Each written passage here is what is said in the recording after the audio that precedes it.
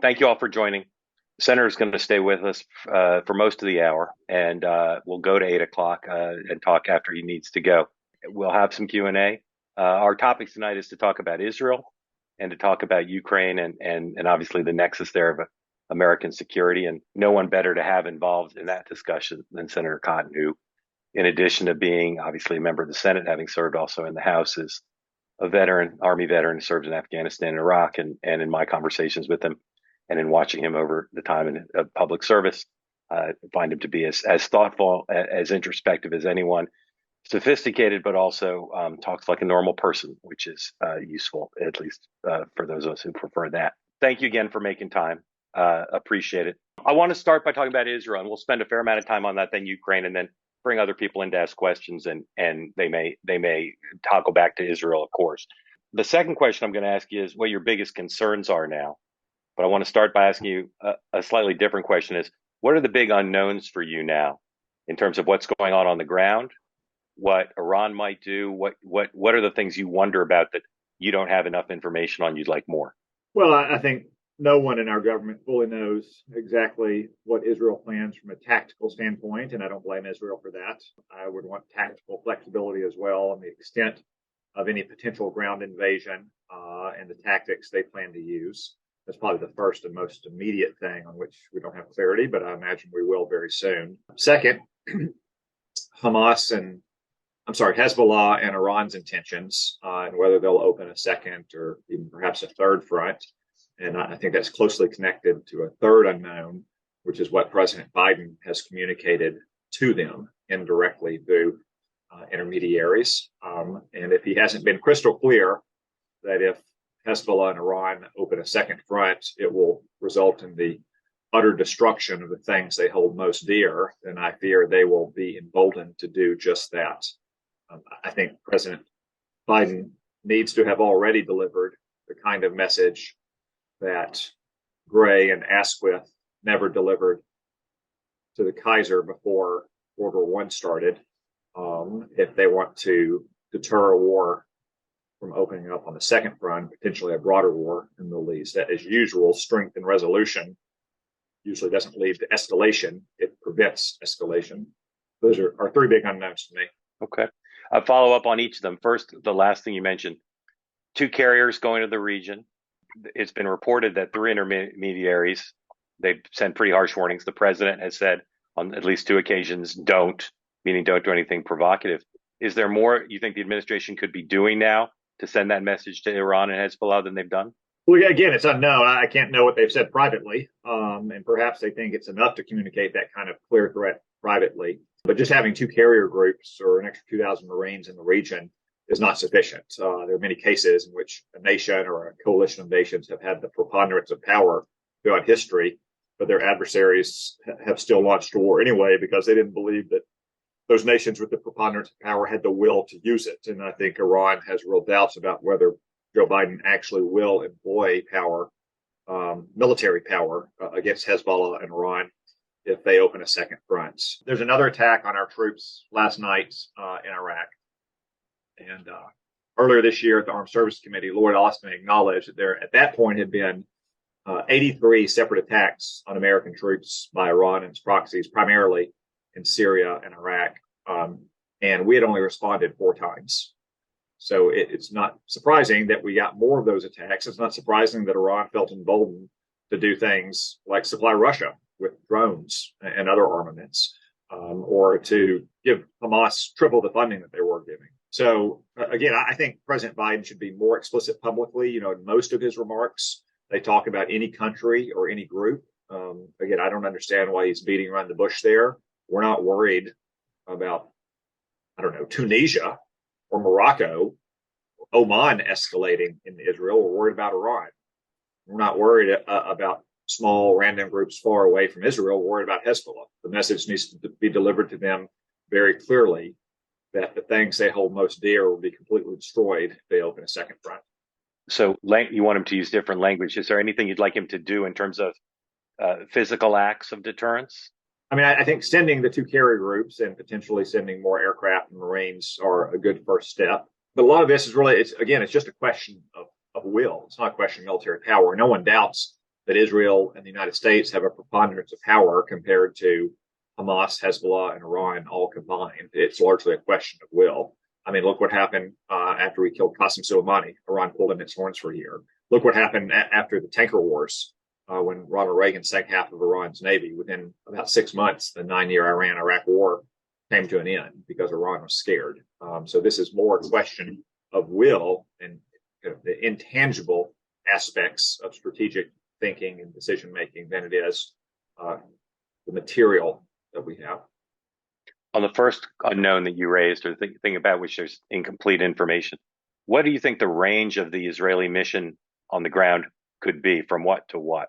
I mean, there could be anywhere from, say, very targeted ground operations if they have compelling intelligence against senior Hamas officials or Hamas locations, into large-scale ground invasion with hundreds of thousands of troops to clear in house-to-house, building-to-building, tunnel-to-tunnel operations of every Hamas fighter, at least in the northern zone of the Gaza Strip, that they've encouraged all civilians to leave. Again, we don't know that. It's not really our choice. What we need to do is back Israel to the hilt, I would say. So it's utterly clear to Hamas and to Hezbollah and to Iran that Israel is going to have full United States backing to accomplish their mission there, which has to be the destruction of Hamas, not just as a terror organization, but as a governing entity. I get a lot of questions about whether there's any scenario under which the United States would be drawn into this conflict beyond supporting Israel. Are there scenarios you see where that would be something that the administration should consider or would consider? I mean, well, first off, we've already had 30 Americans killed in one of the worst terror attacks on America in modern times since 9/11. And there are at least a dozen or more Americans still missing. So in that regard, we're already in this conflict. Now, that doesn't mean that we're going to put those Marines ashore. But as I've said, we do have certain elite units in our military who are specifically trained in hostage rescue, and we have to leave it on the table that they will be employed to seek out the rescue of American hostages if we're capable of doing that, and if we can coordinate it with the Israelis. I'm very confident of the Israeli Defense Forces' ability to rescue hostages as well, but American citizens are our responsibility. They're not Israel's responsibility. Second, if there is more attacks, as we've already seen, apparently again last night in Iraq, directly on American citizens, then yes, we need to respond to that. Beyond that, no, I don't see a broader involvement, like we saw in 1991 or 2001 or 2003. But there has to be consequences for the targeting of American citizens. And as I said, the surest way to deter Hezbollah and Iran from opening a second front against Israel as it battles Hamas is to make it clear that they will pay massive, massive consequences for taking that action. The Israelis in general in history, they've not asked the United States to help it beyond logistics and intelligence and supply. If there is a northern front, if Hezbollah does act provocatively, could you see a scenario where Israel would ask for American missiles, either from the air or from the sea, or they have the capability to handle that regardless of a second front? You're right that it has long been a part of Israeli strategic doctrine, regardless who governs Israel, not to rely on another country's military for understandable strategic and historic regions. It is possible, given the scale of armaments that Hezbollah has and the commitment of IDF forces to southern Israel, that they might need air and naval fires from the United States if Hezbollah opens a major new front in the north. And that's exactly the kind of threat that President Biden, I hope, has conveyed privately. Would launching missiles like that require congressional action, or could the president do that on his own? No, the president can do that on his own. Look, I've always been clear about my view of presidential war-making power and Congress's power. We create and we fund armies. We provide regulations for them. If Congress doesn't like the way the commander-in-chief employs those forces, the Congress can use its most potent power, which is the spending power, to stop that from happening. That has occurred numerous times throughout history. It almost happened in the Iraq War in 2007 when Nancy Pelosi and Harry Reid were in charge of the Congress. So no, I don't think that every time the president needs to take military action to protect American citizens and interests and allies, he has to come to Congress with another resolution. Wars are not won by paper resolutions; they are won by iron resolution.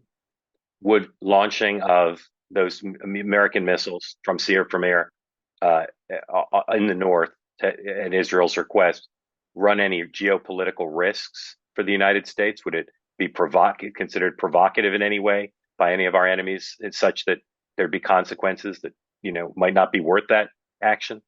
Well, there are always risks when you take military action, but I think the greater risk often lies in inaction, and that's one of the lessons of history as well. Earlier I mentioned the failures to deter an ambitious Germany by hesitant Great Britain in the lead up to World War One. Time and again, you see that the consequences of hesitant and cautious inaction is more likely to lead to war than bold and audacious action. Peace does not keep itself. It's not the natural state of mankind. It has to be actively preserved and cultivated by the nation or the group of nations with the predominant power. And the best way to stop that Northern Front from opening is to make it clear that we will end the Northern Front. And if we have to end it, it will also make it clear to our partners in the region that America is the horse that they want to continue to back, which is one reason why I think Israel has to respond so ferociously to this attack, because you have Arab countries who have been betting quietly on Israel now for 10 to 15 years. And if they do not respond with unparalleled ferocity to this unparalleled atrocity, then those Arab countries may begin to think that they made the wrong bet, which will be very dangerous for Israel and also dangerous for us. You've talked about Iran several times. Are there other countries, to go to my sort of second big question, are there other countries you're concerned about that you're watching? Russia, China, any other country that you think might try to take advantage of this situation or engage in activity to leverage what's happening to Israel and to the United States? Those are the two main ones, of course. Those are our two main adversaries in the world, the only two countries that have militaries or have geostrategic advantages, anything like our own. I mean, sure, there's some nations or groups around the world that might try to take advantage of the war in Israel, like they've done so in the war in Ukraine. If you look what happened in the Nagorno-Karabakh last month, when Azerbaijan took advantage of Russia's commitment in Ukraine to finally close what they viewed as an open wound going back 30 years. So I'm not saying there aren't other nations that might take the initiative to address long-standing grievances of their own, but nothing on a global scale. Only Russia and China are the nations that concern me in that regard. What do you think their attitude is towards what's happening? I mean, I think they both view it through the lens of their competition with us and their ability to take advantage of the situation. But the number one way that I think they take advantage of the situation in the long run, is if the United States quickly begins to waver and put pressure on Israel, as is so often the case in previous smaller conflicts with the Arabs in Gaza, and, Lebanon, and Judea and Samaria. And that they see that allies are beginning to wonder about American commitment. I saw this as a new senator, actually a congressman, but I still saw it in 2013 when Obama walked away from the red line in Syria. But by 2015, when I was a senator and I spent some more time traveling around the world, you still had leaders asking you about that incident, even though it was 2 years later and it was far away from the Middle East. When the United States credibility underpins much of the global security system, the word and the reliability of the United States government, most importantly, the United States president, matters greatly everywhere.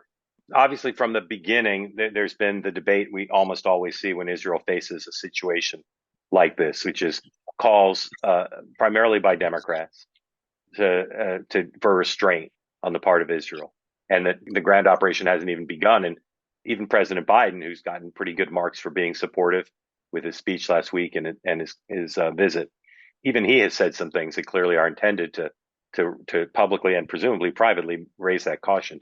Should the United States at this point or going forward play a role in publicly or privately trying to recommend to Israel, dictate to Israel the contours of the operation, the duration of the operation? No, absolutely not.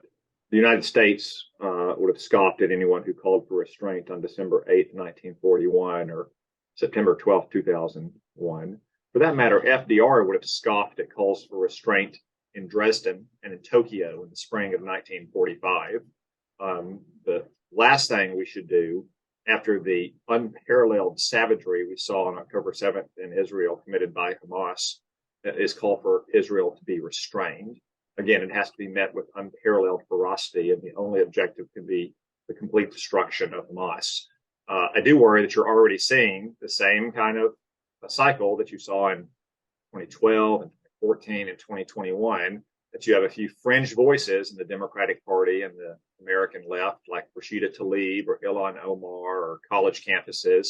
And eventually that becomes more widespread, and Democratic members of Congress, as you've already seen, the Progressive Caucus get a quarter of the House Democrats to sign such a letter. And then they start putting lots of pressure on the White House, who has to go through hours of conference calls with them. And then you start getting leaks to the New York Times on background from White House officials about how Bibi can't keep this up, and he's only got 72 more hours before they're going to call for a ceasefire. That's already happening, even though we're not even into the main phase of the operation.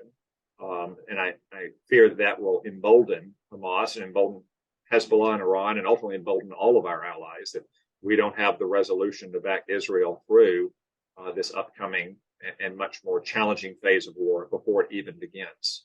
The president seems to have negotiated or have been part of a successful discussion about humanitarian aid going in. And there are objections to that it will end up in the wrong hands, that it distracts from the operation. Are you in favor of finding a way to get humanitarian aid into Gaza now, or not? No, humanitarian aid under the present circumstances is really just a euphemism for resupply of Hamas terrorists. To me, the surprising thing is not that Israel cut water and power to Gaza, it's that Israel ever provided water and power to Gaza in the first place. Again, we didn't provide humanitarian aid to the Japanese or the Germans in World War II. We didn't pay Al Qaeda's electricity bill after 9/11. We shouldn't expect Israel to do these things either. Why is Hamas so desperate for water and power? It's because their tunnel network depends on electricity for ventilation and water to keep their terrorist fighters ready to rumble. And we're trying to smoke, or Israel's trying to smoke them out of those tunnels. So no, I do not think that we should be calling for Israel to bend over backwards to allow humanitarian aid to enter that country. Look, Hamas has governed Gaza for 17 years now. They could have spent all those tens of billions of dollars they got in international aid on power plants, water plants, and food. They instead spent it on missiles and tunnels. And now there's consequences to that. These are hard things. You're a dad, and I know you've got a big heart, but I'm trying to understand what you think any role for Israel, the United States, or any Egypt or any other country is for the innocent people who didn't vote in any election, didn't choose to live there, kids who are just there. Is there anything we can or should do for kids who are there now? The best thing to do would be for Egypt to open its border crossing and allow civilians to enter a UN-sponsored camp in the Sinai Desert. I understand why President Sisi does not want a bunch of Gazans coming to his country and settling in Cairo and having two more civilians in a country that already struggles to feed its own population, from a population in Gaza that does have a lot of radicalized young men in particular. I get all that. But the Sinai is pretty far away from Cairo, and the United Nations doesn't do much right. But one thing it's got a lot of experience at is setting up tent cities. Big one still in Jordan for Syrian refugees. Arab nations probably pay for that. Egypt depends heavily on the United States and Arab nations for aid. Egypt could use help in other ways too, like the International Monetary Fund. So I'm disappointed that Secretary Blinken has already ruled out that possibility. I think it would have been one of the best ways to protect Gazans from becoming casualties in this war, especially women and children, the elderly and frail. It also would have been a way to make the IDF's job much easier, to make sure that you don't have you have as few civilians on the battlefield as possible. You make a strong case for that being the right solution, but you also acknowledge that the Egyptians don't seem open to that. So assuming that there's nothing the administration and the Israelis can do, again, is there anything that can be done for that group that you listed there? Well, just because Tony Blinken has said he's not going to pursue it, I wouldn't say that Egyptians would never come around to it. In most of these cases, countries are opposed to something until they're prevailed upon by the United States. So I wouldn't rule it out as a possibility. The administration certainly shouldn't be ruling it out. I think the steps Israel has taken already to try to get Gazans to relocate to the southern part of the Gaza Strip. Again, goes above and beyond what they're required to do under the Hague Convention, the laws of war. I mean, Hamas is responsible for the safety and the well-being of people under its control, not Israel. But the steps they've taken are already, I think, something that they obviously think is reasonable and suitable and consistent with their strategic goals. Israel, to paraphrase Secretary Rumsfeld, going to war with the prime minister they have. How would you appraise both the job Benjamin Netanyahu has done so far and his capabilities to live up to this important moment? Well, I think Prime Minister Netanyahu is one of the most distinguished statesmen, not just in recent times in Israel, but in recent times all around the world. And he's had a great accomplishments going back almost 40 years in public life. And that doesn't even include his time as a young commando. Obviously, there was a failure that allowed Hamas to achieve strategic surprise last Saturday. And there needs to be accounting for that. And that accounting may include Prime Minister Netanyahu, not just the security and intelligence services. The time for that, though, is in the future. Right now, the single-minded goal I would submit of all Israelis, from Prime Minister Netanyahu down to privates, is, as it should be, the war that's ahead of them. And you've seen some Israeli officials say that as well, like the director of Shin Bet, for instance, acknowledge the failure, take responsibility, but also focus on the war ahead. So I think that right now that Prime Minister Netanyahu is taking the right steps. I think it's a good thing to have Benny Gantz in the war cabinet along with Yoav Gallant to have that opposition leader. And you can see that Israeli society and all Israeli political parties are firmly united behind these objectives. Obviously, they still have political differences on their domestic arrangements and policies, but they're firmly united on the necessity to destroy Hamas.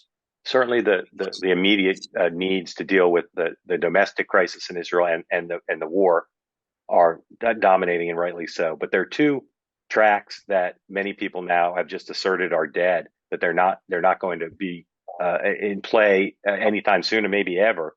One is the two-state solution, which has been, of course, the foundation of a lot of American policy through multiple administrations, and the Saudi-Israeli track.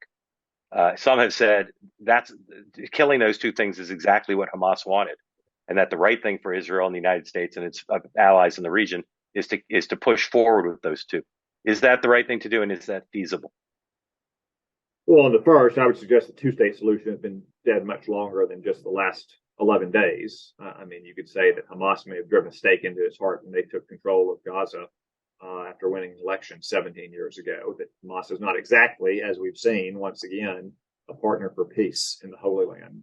On the second point about a normalization and peace agreement with Saudi Arabia, no, I don't think that's something that is now overtaken by events. That's not what I've heard from both Saudi and Israeli officials. That's not what some of my colleagues, like Senator Graham, who's leading a large delegation to both countries this weekend, has heard. I do think that one way to make sure that it proceeds is for Israel to show once again that under no circumstances can it tolerate the massacre of its children, the raping and the mutilation of its women, and having families burned alive. If Israel shows weakness or hesitation, or if the United States forces Israel to stop short of its strategic goals, I think that itself would put at risk the peace agreements that Israel has or seeks to achieve, again, because these Arab nations, like Israel, live in a very dangerous world. They don't live in Scandinavia. This is not some customs dispute between Switzerland and France. This is the Middle East. And they need to show that they remain a strong horse despite Hamas's savage sneak attack on them. I want to ask you one more question about Israel, then a few about Ukraine, and then open it up to member questions. You oppose President Biden's nominee, Jack Lew, to be ambassador to Israel. We often don't have ambassadors. It's not the end of the world, but that's the person the president would like in Israel. He's got a lot of qualifications, but your opposition to him is based on, as I understand it, and the opposition of some of your colleagues, his role in the past dealing with Iran. If you're successful and the president is forced to withdraw the nomination, it'll take a long time to get a U.S. ambassador to Israel. Is there any way and any level on which you think you should put your objections aside and get a very credentialed person, again, leaving aside your Iran objections, to that job? Is there a level on which you think that might be the right thing to do for the country?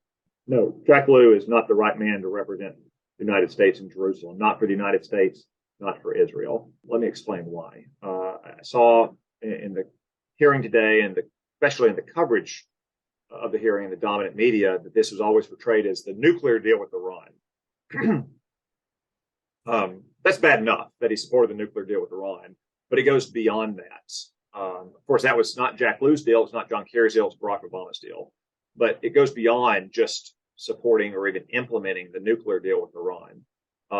Jack Lew testified in summer of 2015 to the Congress that Iran would not be allowed to access U.S. financial system under that deal.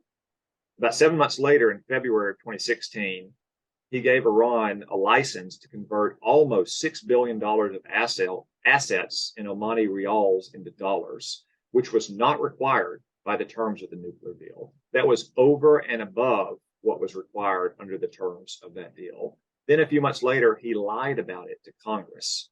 So this is not necessarily about the terms of the nuclear deal with Iran. This is about the fact that Jack Lew went over and above that, having lied to Congress, or having broken his promise to Congress and then lying to Congress about it. I could cite other things like his support for President Obama's refusal to protect Israel against a resolution in the United Nations in December 2016, or his condemnation of Benjamin Netanyahu for giving a speech to Congress in 2015. But the core reason why we cannot trust Jack Lew to be our ambassador, and why Israel cannot trust him as our ambassador, is the fact that he promised one thing to Congress, he broke that promise, and then he lied about it. Now, we have a charge d'affaires in Jerusalem right now, Stephanie Hallett, a career Foreign Service officer. I have not met her personally, but I know a lot of people have worked with her. They say she's very accomplished. She's doing a very good job. She knows the region well. She's been in Cyprus and Bahrain and Saudi Arabia, Oman. President Biden, if we stop Jack Lew's nomination, has a large number of people to choose from. I think I would recommend, under current circumstances, that he choose a skilled professional diplomat, kind of like President Bush bringing back Ryan Crocker to help work in Iraq during the surge, and then President Obama keeping him on in other capacities as well. A few about Ukraine. What's your sense of the facts on the ground? The spring offensive seemed not to have unlodged a stalemate. So where do things stand on the ground right now?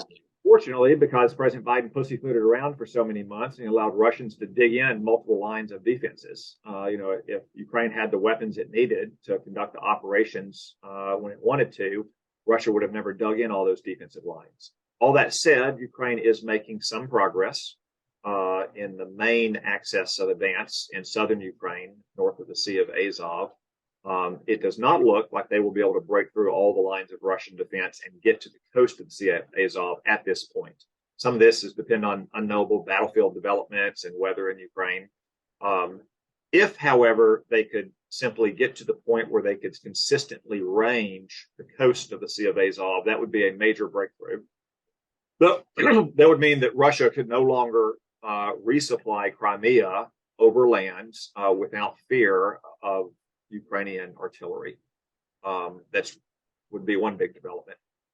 It also looks like Russia has been dealt another severe blow in the east near Avdiivka as they were launching their own offensive there. They gained some small amount of territory, but they suffered massive losses from what's observable from open source overhead imagery and other media reports. So no, the war has not progressed quite as fast as we would have liked this summer and early fall. That goes back in large part to President Biden having a case of the slows, as President Lincoln accused his generals of having in the early years of the Civil War. But I still think Ukraine has a chance to have some more battlefield successes this year, and then hopefully even more next year. And this war is not going to stop until Vladimir Putin believes he has more to lose on the battlefield than he has to lose at the negotiating table. That should be our goal, is to help Ukraine get on the front foot and apply sufficient torque on the battlefield to force an end to this war. Is it a realistic aspiration for Zelensky to reclaim all of the land, including Crimea? That's a choice for him and ultimately the people of Ukraine. What I do know is that if we were to cease our support for Ukraine, they would not just take back none of their territory, they would soon lose more territory. We would embolden Russia, and even more importantly, we would embolden China. I understand that people are frustrated for 2 years now of this war. I am too. I wish it had never started. I think it started in part because President Biden's weakness in Afghanistan and towards Russia in 2021 tempted Putin to do what he's always wanted to do, which is reassemble the Russian Empire. The greatest constituent part of which he was missing was Ukraine. Even once the war started, it didn't have to drag on for as long as it has, cost as much of it as it has, cost as many lives. If we had just given Ukraine everything they needed to fight the war from the very beginning. But again, if we falter and waver in our support against Russia's unprovoked war of aggression, it's not just going to stop. Vladimir Putin will continue until he decides to call a pause. Maybe he won't take all of Ukraine immediately, but he will eventually take most of Ukraine, and he'll have an army that is rebuilt, is full of combat hardened veterans, and is on the border of countries like Poland and Lithuania and Latvia and Estonia and Finland, which are all NATO partners of ours. Last question for me, and then if you have a question, you can raise your physical hand or your electronic hand. And again, we're focusing on Israel and Ukraine in this session. President Biden appears poised to propose a $100 billion package for Ukraine, Israel, Taiwan, and the border. Your leader, Senator McConnell, seems open to that or enthusiastic about that. Are you supportive of that kind of package at that price tag? Does that seem sensible to you? Well, I mean, of course, I can't commit to supporting legislation that I've only seen or I've only heard about at the highest conceptual level and haven't seen the details of it. I support all four elements of such legislation. I think we need to back Israel to the hilt. We need to give Ukraine the weapons it needs to fight its own war against Russia. Taiwan needs bolstering as well, and quickly so. And of course, we've got to take action to address the chaos of our southern border. But the details will matter a lot.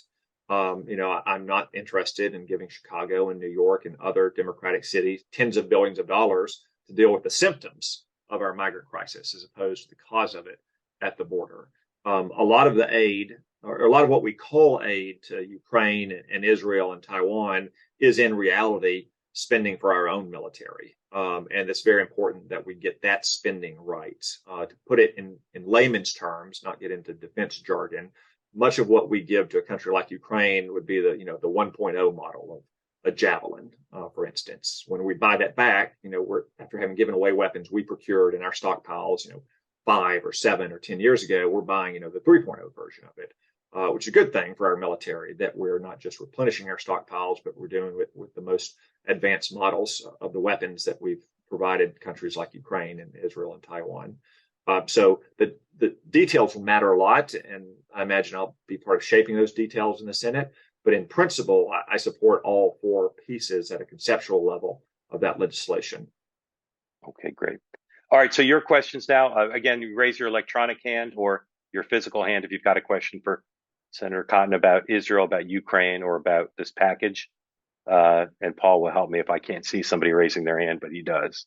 Is it possible to get a package like that through the House at this point? I think it probably could be. Again, for them, the details will matter a lot. Just give you one example. I know a lot of House members who are more eager to vote for a Ukraine aid package that is predominantly military aid, not financial or economic aid to the government. I think that's an understandable position. Our defense industry is uniquely positioned to provide military aid to Ukraine. That's not to disparage European countries, especially European countries with their own strong defense industries, like Norway, for instance. But there are certain things that only the United States can do when it comes to military aid. I'm pretty sure they can cash checks for euros and Kyiv just the way they cash them for dollars, though. So I think the House of Representatives will depend in part on the actual details of that legislation. From a procedural point of view, you may be asking, can they take action while Patrick McHenry is still the Speaker pro tem? My opinion is yes, they can. The House is a majoritarian body, and whatever they get 218 votes to do, they're able to do.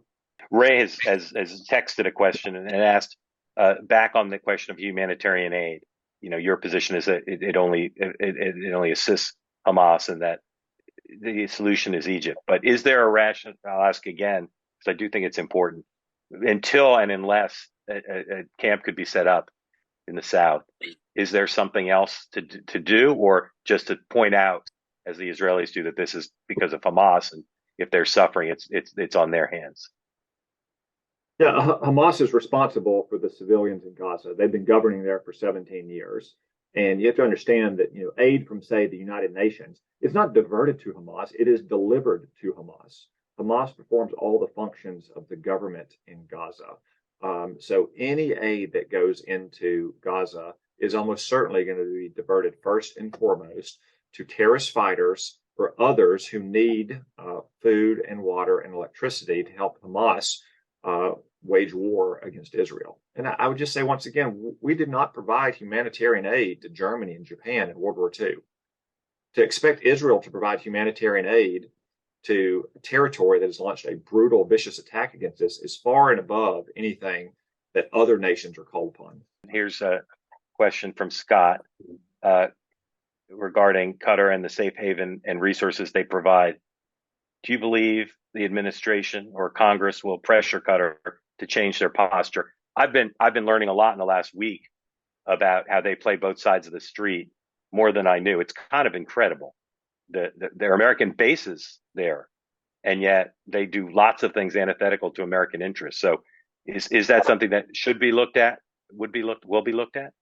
Well, I think Hamas revealed itself, as Prime Minister Netanyahu said, to be as bad and in some cases worse than ISIS. What they did on October 7th is as bad, if not worse, than the worst of ISIS. And Qatar and no other nation would have tolerated the leadership of ISIS being located there. And I think Qatar should think twice about continuing to host the leadership of Hamas and allowing them, freedom of action there. Like, look, if the leadership of Hamas is not going to be in Gaza, the only place they should be is at the mothership in Iran.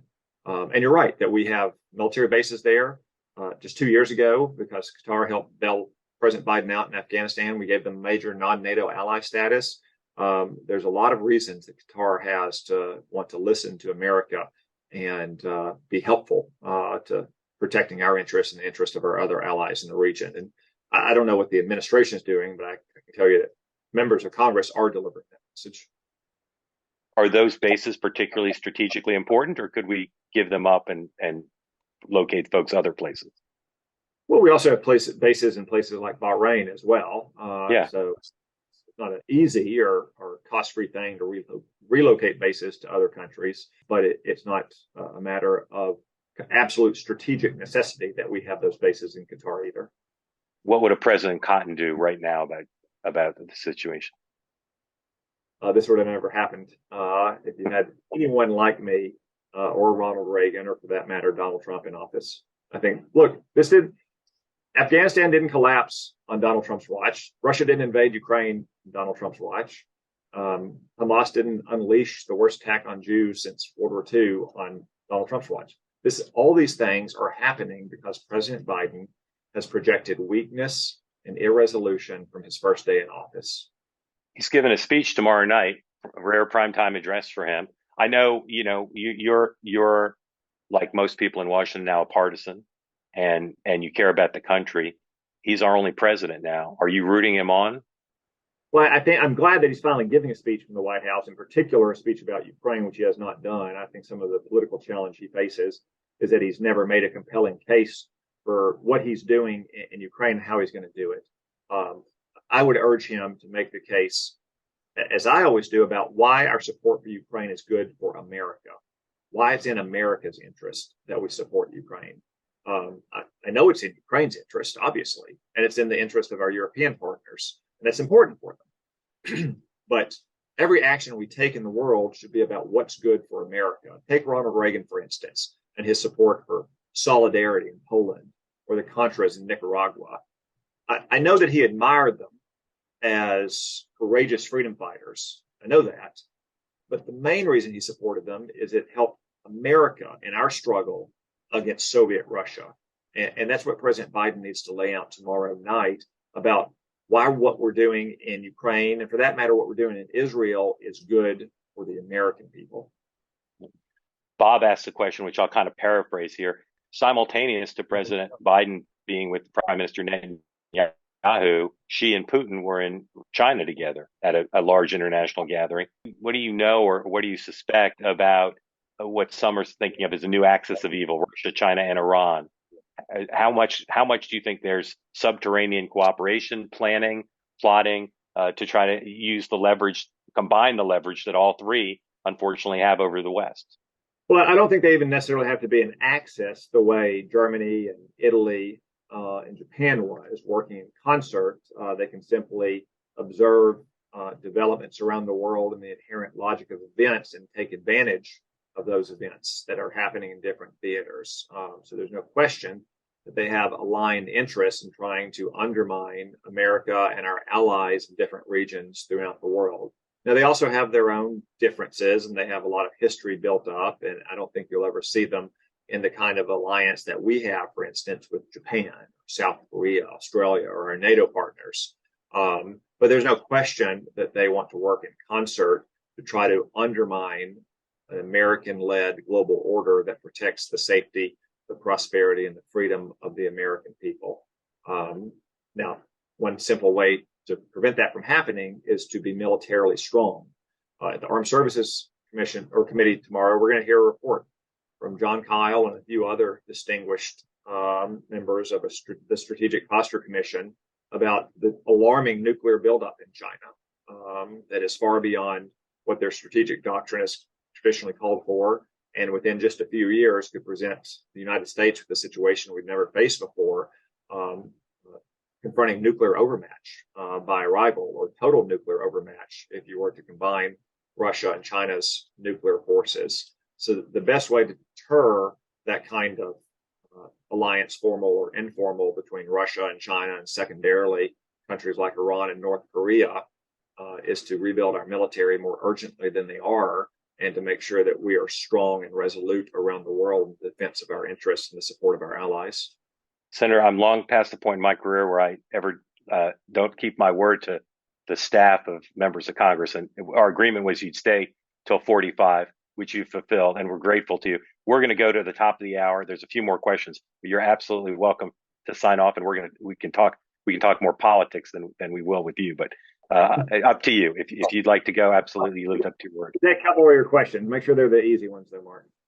All right, they'll be the easy ones. I appreciate that, and if the staff is mad, they can be mad at you, not at me. I just want to go back to the dysfunction right now and the stalemate in the House, and not necessarily the politics of it, but the symbolism. You know, in trying to win the votes to get to be Speaker, Jim Jordan talked a lot about Israel and about the moment. Is this either symbolically or substantively, specifically regarding Israel? Is that a problem that needs to be solved, or it doesn't really matter as long as they solve it in the next week or so or soon enough? Like Jim, one of my oldest friends in Washington, I hope the House of Representatives can choose a speaker promptly. I also regret that 8 Republican members of the House joined the Democrats unanimously to remove Kevin McCarthy, also one of my oldest friends in Congress, the first member of Congress I met other than my own members of Congress in Arkansas when I was running for the House 12 years ago. I think that was self-destructive. And as you've seen, they've been spinning their wheels ever since. The main thing that worries me about is that it's been 2 weeks focused on trying to select a new speaker when we could have been focused on, trying to rebuild our military, or provide Israel the aid they need, or address our challenges at the southern border, or get the government funded in a way that reflects the priorities of our voters. I think in the long run, it won't have much political consequence. I also don't think it's something that our allies around the world probably follow all that closely or worry about all that much. I just wish that we hadn't lost these 2 weeks, and I hope we don't lose much more time of the House not being able to act on the priorities of the voters who sent them there. Paraphrasing another question that came in from Jim, the package we talked about that has these 4 elements in it.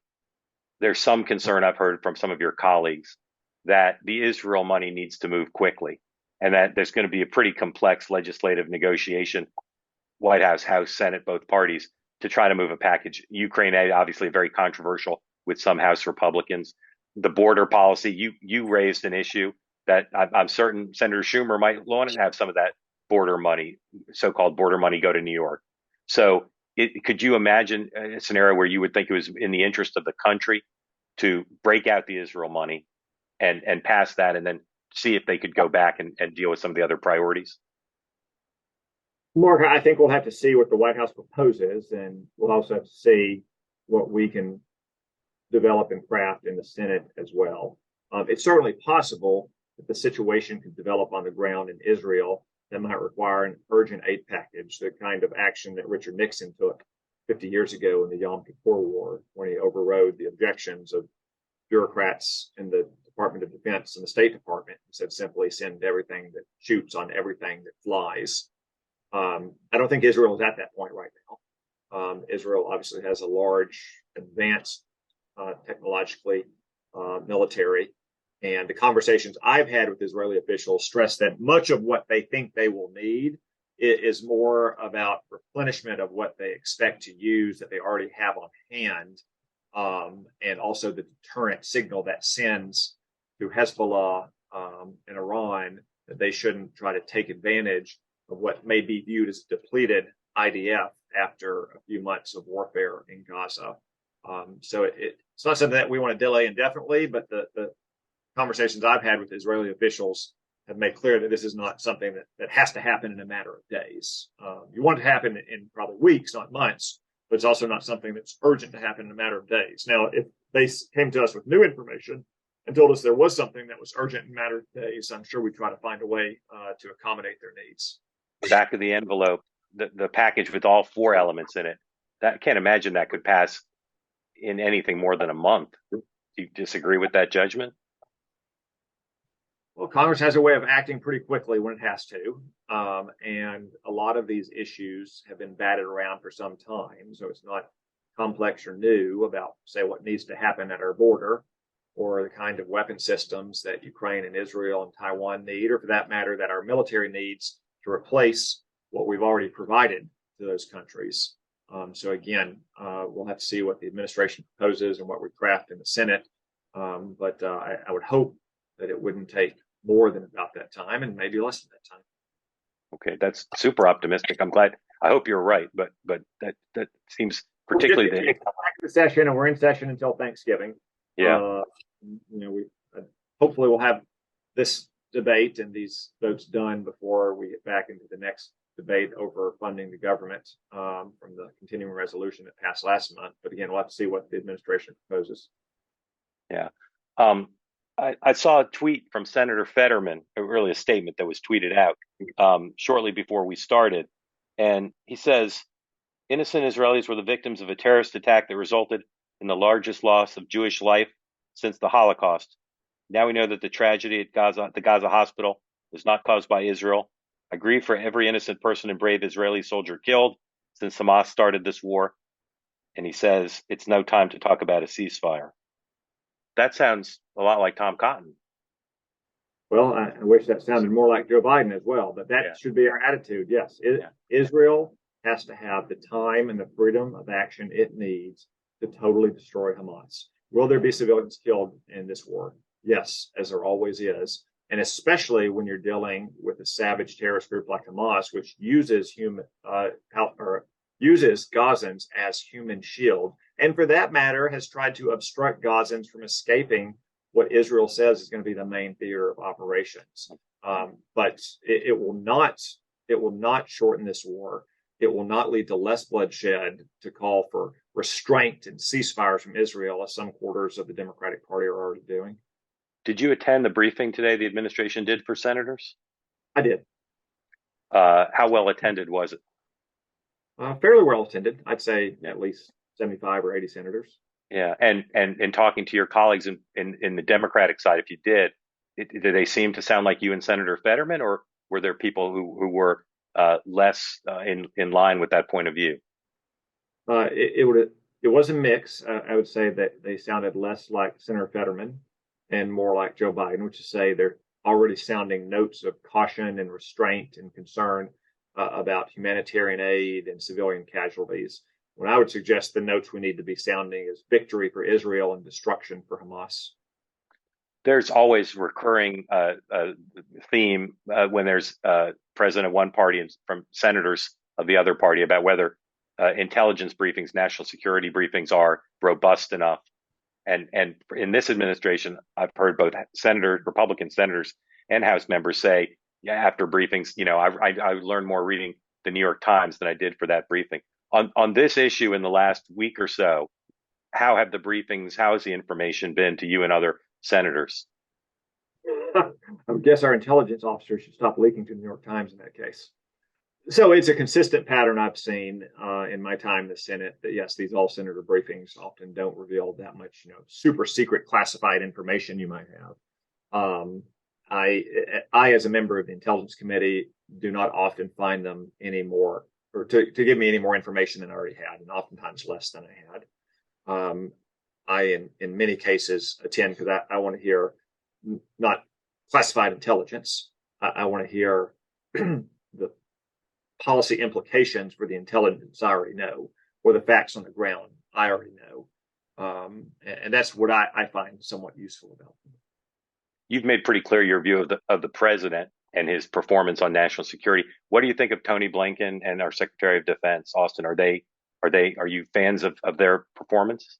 No, not especially. I think Tony Blinken and Jake Sullivan both seem overmatched by events, not just in Israel this week, but Ukraine and Afghanistan as well.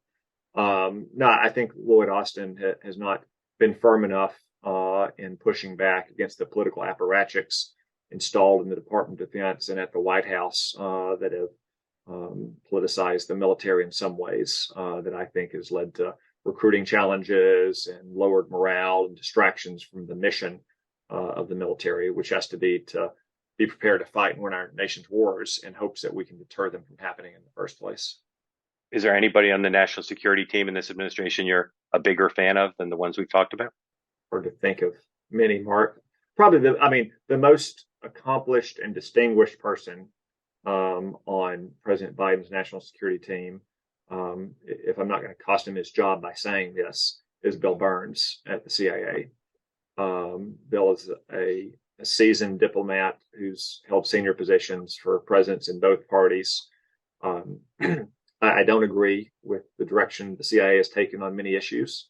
I think internally the CIA is in bad need of many reforms to get it focused back on its main mission, which is the collection of foreign intelligence.